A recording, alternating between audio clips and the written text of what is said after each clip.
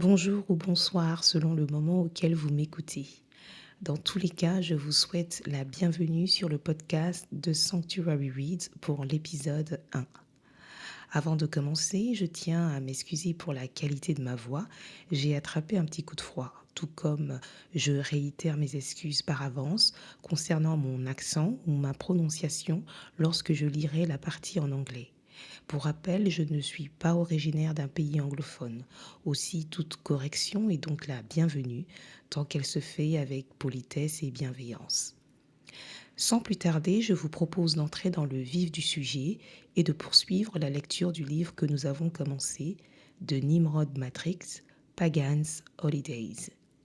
Nous allons entamer le premier chapitre qui s'intitule Halloween.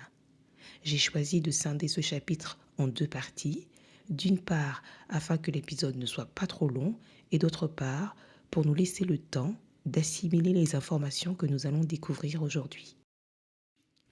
Halloween, the Devil's Playground. Halloween has a shadowy past steeped in the witchcraft, which honors death and the grave. It is just a bit of harmless fun? Or should all children be made aware of what they are actually doing? All pagan civilizations come from the same root, which is Babylon and its famous Tower of Babel. The Tower of Babel began on the plain of Shinar in Babylonia by the descendants of Noah as a means of reaching heaven. God prevented its completions by confusing the speech of the people and scattering them throughout the globe. The Express newspaper noted in the year 2000 that vulnerable children were being born for the sacrifice to Satan. This involved a drug being administered, and the child was then killed to be used for worship at Halloween. If innocent children cannot be offered, then an animal sacrifice is used. Anton LaVey, the author of the Satanic Bible, says, I am glad that Christian parents let their children worship the devil at least one night each year. The word holiday means holy day, but there is nothing holy about Halloween. 283 million items were sold in 2015 regarding Halloween. 6.9 billion in US and 3 million pumpkins were sold. The key to understanding the origins of the term Halloween comes from the sense of what is allowed or what is holy. In the Lord's Prayer, Christians pray, Our Father in heaven, hallowed be your name. If Halloween is a gathering of evil with what seems like a bit of fun, what goes on with the occult groups at Halloween? Which Doreen Valiente say, Halloween is one of the four great Sabbats of the witches that everyone has heard about. To witches, Halloween is a serious occasion, however, merrily celebrated. It is the old Celtic Eve of Samhain. With the coming of Christianity, the Church trying to Christianize the old festival by making the 1st November All Saints' Day, or All Hallows as the old term was. Thus, Samhain Eve become All Hallows Eve or Halloween. But attempts to discourage the pagan celebrations were so unavailing that the festival was eventually banned from the church calendar. It was not until 1928 that the Church of England formally restored All Hallows to its calendar, on the assumptions that the old pagan associations of Halloween were at last really dead and forgotten, a supposition that was certainly premature. Satanist Anton Zansdor LaVey, who is now dead, say two major holidays, Halloween and Walpurgisnacht, are celebrated by the Church of Satan, which Sharon Graham say Salem, in quotes, Massachusetts is a mecca, especially around Samhain. It is our holiday, our new year. A lot of witches come here from all over.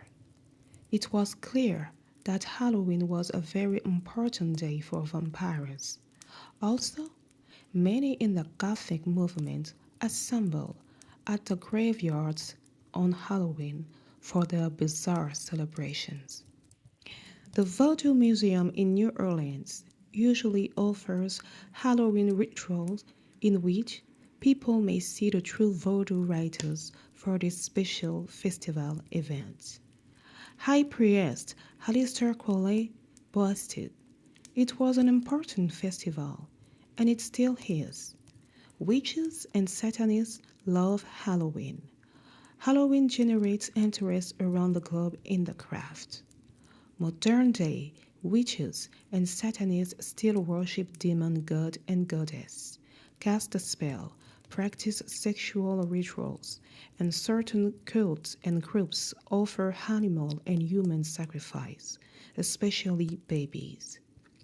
Privately owned land, secret place, or covens are still used today for orgy, initiating spell, and animal and human sacrifice.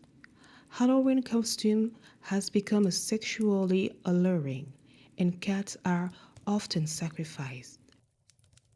Deborah Thomas from the RSPCA said, "Cruelty to cats.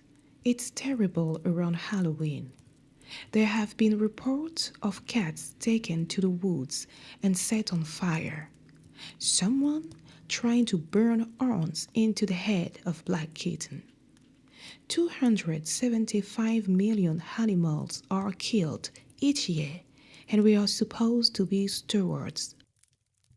Halloween is the second highest grossing holiday after Christmas. A 19 years old in Texas claimed to be a vampire and on Halloween broke into a person's house and tried to suck her blood. The word witch comes from Wicca, or wise woman. Wiccan or witches hold one of their two main meetings on the Halloween night, and black is the symbol and color of death.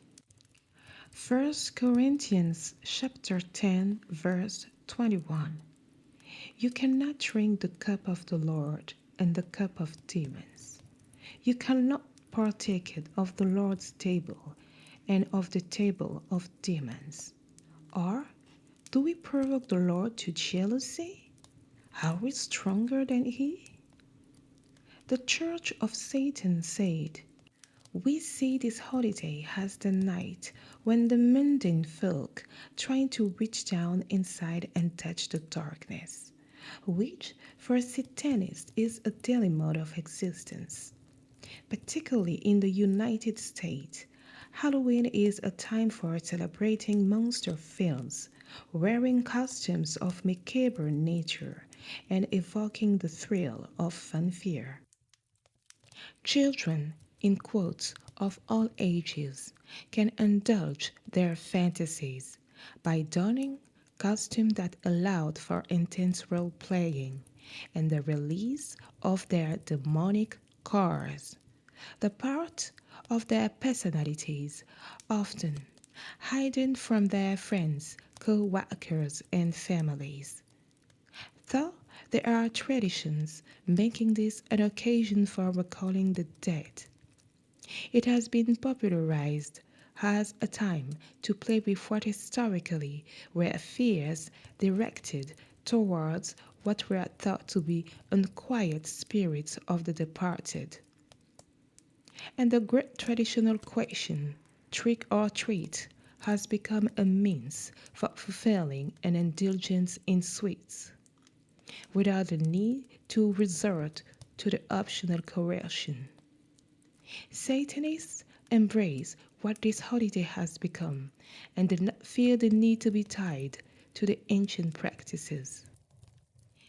Satanists, the night we smile at the amateur explorers of their own inner darkness, for we know that they enjoy their brief dip into the pool of the shadow world. We encourage their tenebrous fantasies. The content indulgence and the wide-ranging evocation of our aesthetics, in quotes, while tolerating some of the chintzy versions, even if it is but once a year. For the rest of the time, when those not of our meta-tribe shake their heads in wonder at us, we can point that they just may find some understanding by examining their own All Hallows Eve doing. But we generally find it simpler to just say, think of the Adams family, and you will begin to see what we are about. Testimony of a witch now born again Christian. Christians should not celebrate Halloween. You can't drink from the cup of the Lord and the cup of demons. Halloween, le terrain de jeu du diable. Halloween a un passé sombre, imprégné de sorcellerie qui honore la mort et la tombe. S'agit-il simplement d'un divertissement inoffensif ou nos enfants devraient-ils être conscients de ce qu'ils font réellement? Toutes les civilisations païennes ont la même origine, à savoir Babylone et sa célèbre tour de Babel. La tour de Babel a été construite dans la plaine de Shinar, en Babylonie, par les descendants de Noé dans le but d'atteindre le ciel. Dieu a empêché son achèvement en confondant le langage des peuples et en les dispersant sur toute la terre. Le journal de Express rapportait au début des années 2000 que des enfants vulnérables naissaient dans le but d'être sacrifiés à Satan. Cela impliquait l'administration d'une drogue, puis l'enfant était tué afin d'être utilisé pour le culte d'Halloween. Lorsque des enfants innocents ne peuvent être offerts, un sacrifice animal est alors utilisé. Anton LaVey, auteur de la Bible satanique, a déclaré « Je suis heureux que les parents chrétiens laissent leurs enfants adorer le diable au moins une nuit par an. » Le mot « holiday » signifie à l'origine « holy », qui veut dire « saint » en français, « day » qui veut dire « jour », donc « jour saint ». Mais il n'y a rien de saint dans Halloween. En 2015, 283 millions d'articles liés à Halloween ont été vendus. 6,9 milliards de dollars ont été dépensés aux États-Unis et 3 millions de citrouilles ont été écoulées. La clé pour comprendre l'origine du terme Halloween réside dans la signification de ce qui est permis, allowed, ou de ce qui est saint, holy. Dans le Notre Père, les chrétiens prient. Notre Père qui est aux cieux, que ton nom soit sanctifié. Si Halloween est un rassemblement du mal présenté comme un simple divertissement, que se passe-t-il alors au sein des groupes occultes à Halloween? La sorcière Doreen Valiant a déclaré « Halloween est l'un des 4 grands sabbats des sorcières dont tout le monde a entendu parler. Pour les sorcières, Halloween est un moment solennel, même si il est célébré dans la joie. Il s'agit de l'ancienne veillée celtique Samhain. Avec l'avènement du christianisme, l'Église a tenté de christianiser l'ancienne fête en faisant du 1er novembre la Toussaint ou All Hallows selon l'ancienne terminologie. Ainsi, la veille de Samhain est devenue All Hallows Eve ou Halloween. Mais les tentatives visant à décourager les célébrations païennes ont été si vaines que la fête a finalement été bannie du calendrier liturgique. Ce n'est qu'en 1928 que l'Église d'Angleterre a officiellement réintégré All Hallows dans son calendrier, partant du principe que les anciennes associations païennes d'Halloween étaient enfin vraiment mortes et oubliées. Une supposition qui était certainement prématurée.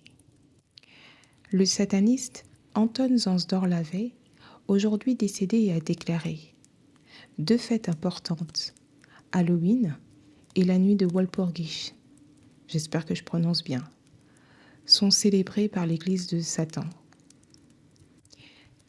La sorcière Sharon Graham a déclaré « Salem, entre parenthèses Massachusetts, est devenu un point de convergence important, en particulier autour de Samhain.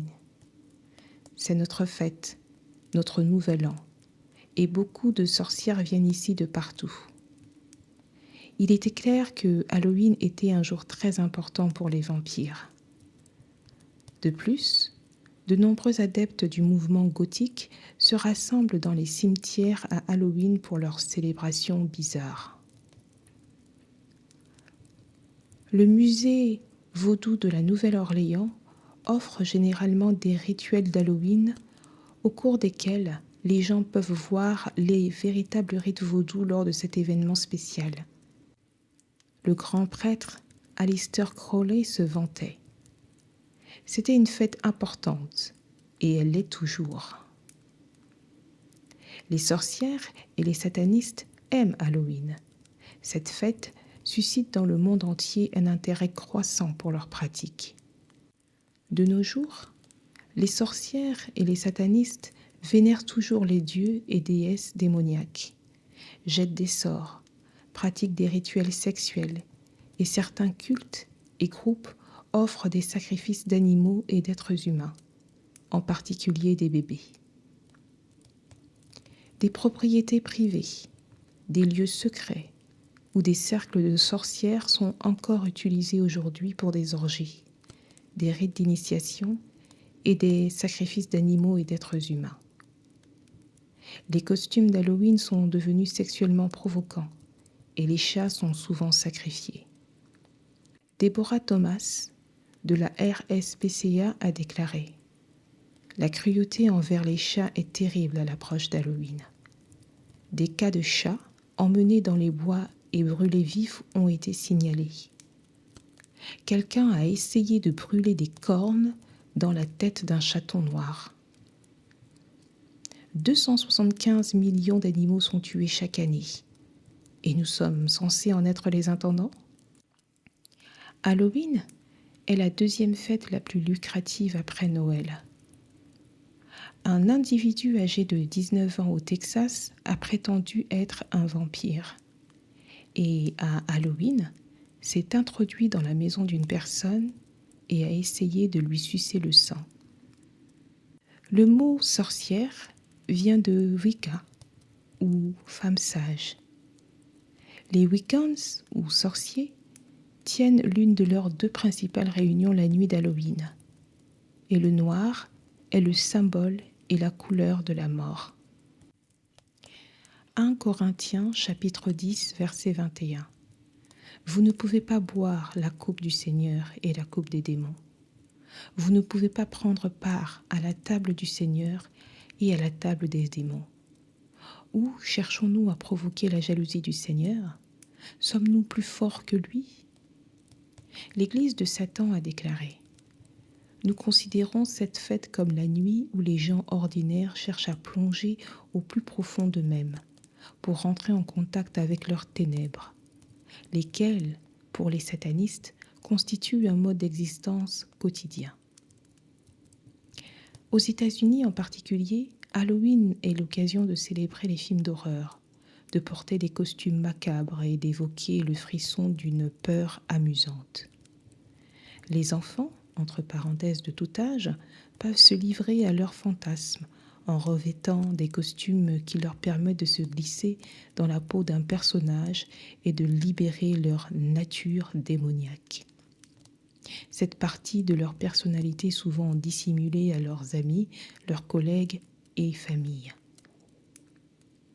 Bien qu'il existe des traditions faisant de cette fête un moment de commémoration des morts, elle s'est popularisée comme un temps où l'on joue avec ceux qui, historiquement, relevaient des peurs dirigées vers ceux que l'on croyait être les esprits agités des défunts.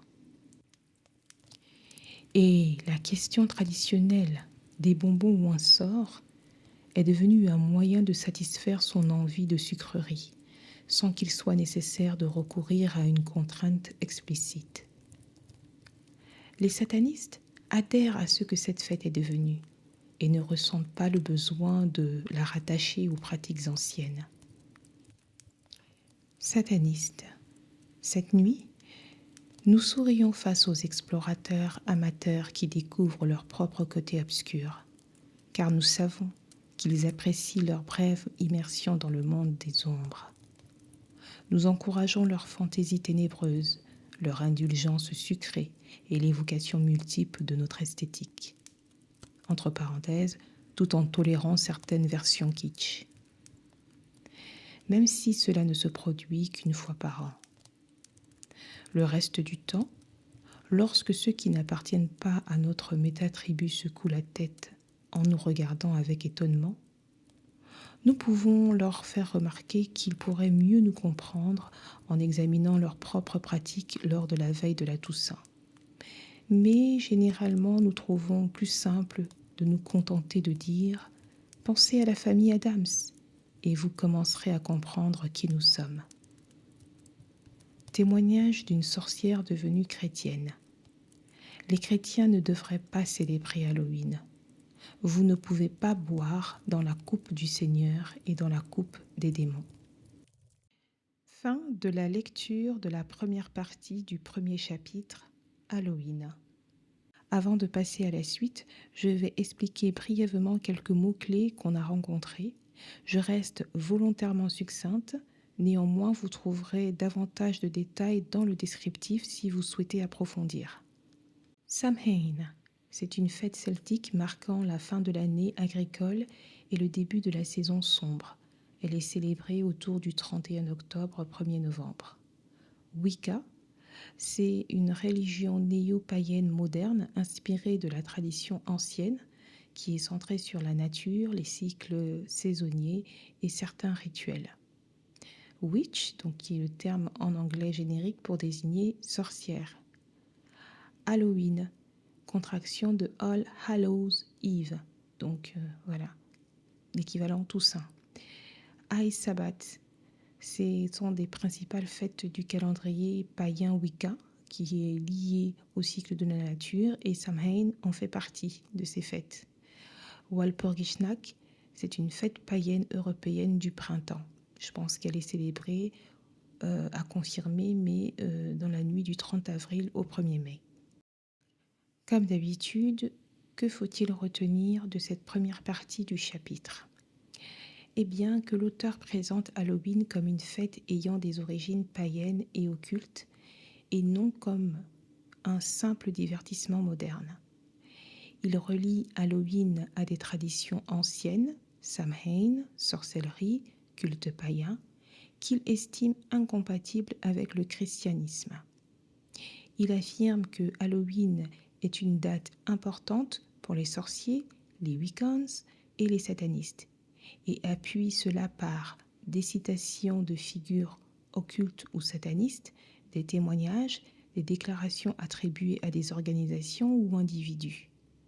L'auteur insiste sur l'idée que les symboles, pratiques et déguisements associés à Halloween ne sont pas neutres, même lorsqu'ils sont présentés comme ludiques. Il met en avant une opposition claire entre les pratiques liées à Halloween et la foi chrétienne appuyée sur des références bibliques. Enfin, il conclut cette partie en affirmant que, selon lui, les chrétiens ne devraient pas célébrer Halloween, car cela reviendrait à mélanger deux univers spirituels incompatibles. Avant d'aller plus loin, je souhaite formuler plusieurs remarques issues de cette première partie du chapitre. Il ne s'agit pas ici d'un jugement définitif sur l'ensemble de l'ouvrage, mais bien d'observation de lecture telle qu'elle s'impose à ce stade précis.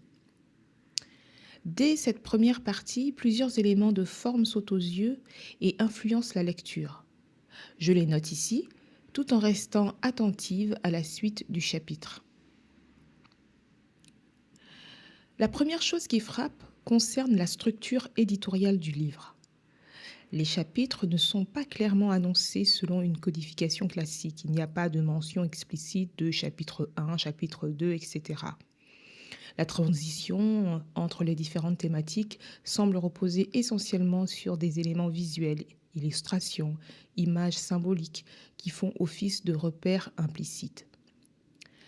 Ce choix peut être assumé sur le plan esthétique, mais il rend la structure globale moins lisible, en particulier pour un lecteur qui cherche à suivre une progression claire et organisée du propos. Un autre élément marquant concerne la construction des phrases et l'usage de la ponctuation. De nombreuses phrases sont très longues, parfois peu ou pas ponctuées, ce qui donne une impression de lecture marathonienne. Cette caractéristique est perceptible aussi bien en lecture silencieuse qu'en lecture à haute voix. En tant que lectrice, cela oblige à reconstruire mentalement la respiration du texte, à introduire soi-même des pauses qui ne sont pas toujours indiquées. À l'oral, cet aspect devient encore plus problématique car il impose un effort constant pour reprendre son souffle et maintenir une diction claire. Ce manque de ponctuation nuit donc à la fluidité et au confort de lecture et laisse l'impression que le texte n'a pas fait l'objet d'une relecture éditoriale approfondie sur cet aspect bien précis. Toujours sur la forme, on observe également un manque de cohérence dans certaines conventions d'écriture. Par exemple, certaines dates sont écrites en toutes lettres, in the year 2000, tandis que d'autres éléments chiffrés apparaissent sous forme numérique, 2015, 283 millions, 3 millions, etc. Il ne s'agit pas ici d'une faute en soi, mais d'un manque d'uniformité. Dans un ouvrage structuré, ces choix sont généralement harmonisés afin d'offrir une lecture plus cohérente et plus confortable. De même, quelques maladresses typographiques apparaissent ponctuellement, placement approximatif des 2 points, rupture de syntaxe, ce qui renforce l'impression d'un texte qui aurait gagné à être davantage retravaillé sur le plan formel. Sur le fond, cette première partie repose en majorité sur des témoignages, des déclarations rapportées, des affirmations fortes. Les références bibliques, lorsqu'elles sont citées, sont claires et vérifiables. En revanche, les autres affirmations ne sont pas accompagnées de sources précises. Lorsque des journaux sont évoqués, des propos attribués à certaines personnes ou à certains courants sont rapportés, mais sans indication claire de date, de lieu, de support, articles, interviews, ouvrages, conférences, ou encore de références permettant au lecteur de vérifier ou d'approfondir. À ce stade, hormis les références bibliques, les autres affirmations ne sont pas accompagnées de sources vérifiables. Peut-être apparaîtront-elles plus loin, je le noterai le moment venu. Cette absence de référence affaiblit la portée démonstrative du propos, non pas sur le plan des convictions, mais sur celui de la rigueur intellectuelle et documentaire. Par ailleurs, plusieurs termes et notions spécifiques sont utilisés, notamment en lien avec des courants spirituels ou culturels, sans qu'un lexique, des notes explicatives ou des renvois ne soient proposés.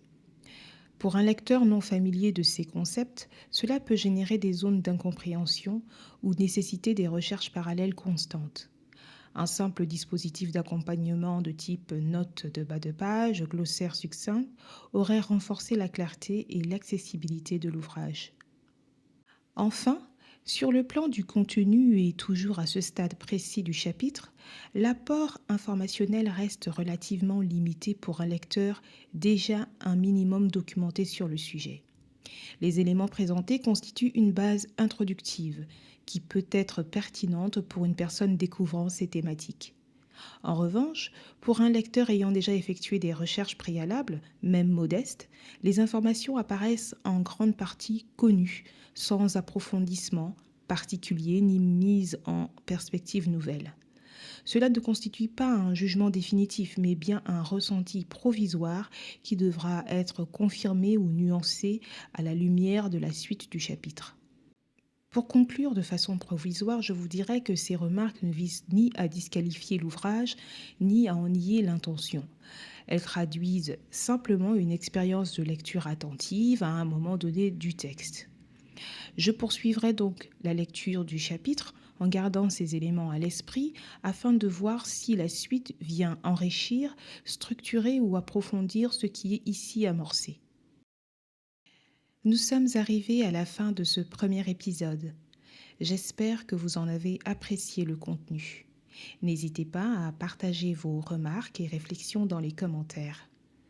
Pour ma part, je vous retrouve dans l'épisode 2 pour celles et ceux qui souhaitent poursuivre la découverte de cet ouvrage. D'ici là, portez-vous bien et que le Dieu Tout-Puissant, l'unique, vous bénisse, vous et votre maison. À bientôt. Plaise à Dieu.